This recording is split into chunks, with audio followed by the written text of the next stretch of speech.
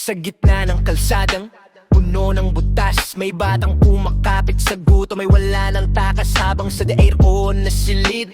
Usapan na'y ginto, pirmang mabilis ang bulsay, pinupuno ng husto. Kaltas dito, kupit doon, barya ang nagtitira. Ang perang para sa gamot, naging mansyon at kotseng magara. Ang pirasong papel na dapat itulong sa mahirap, nilipad na ng hangin, naging usok ng pangarap. Oh, bayan kong sawi, kailan ba magigising? Sa ingay ng pangako, tayo'y tila nahihimbing. Nakaban ng bayan, hindi mo ito pag-aari. Ninanakaw ang bukas ng bawat batang sawi.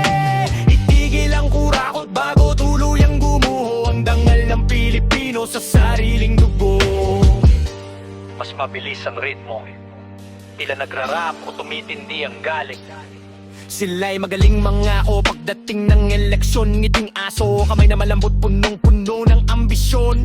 Pero pagkaupo sa trono, biglang nagka-amnesia. Nakalimutan ng pangako, ang inatupag ay korupsyon. Naggrasya mula sa itaas hanggang sa ibaba, parang laro ng ipasa-pasa. Ang porsyento sa proyekto, sa bulsa ang bagsak, hindi sa masa. Sementong manipis, kalsadang madaling mabakbak, habang ang tiyan ng mga buwaya ay lalong lumalawak. Oh, bayan kong sawi, kailan ba magigising? Sa ingay ng pangako, tayo'y tila nahihimbing. Nakaban ng bayan, hindi mo ito pag-aari. Ninanakaw ang bukas ng bawat batang sawi.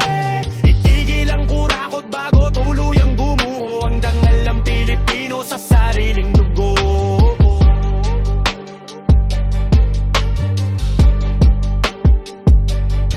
Hindi sapat ang magreklamo sa harap ng iskren. Ang katotohanan ay dapat nating harapin. Ang bawat pisong nawawala ay buhay na nasasayang. Isang pangarap na pinatay, isang kinabukasan na nalamangan. Kailan tayo titindig? Kailan tayo makikinig? Ang Pilipinas ay hindi para sa mga magnanakaw. Ito ay para sa mga tapat, para sa atin.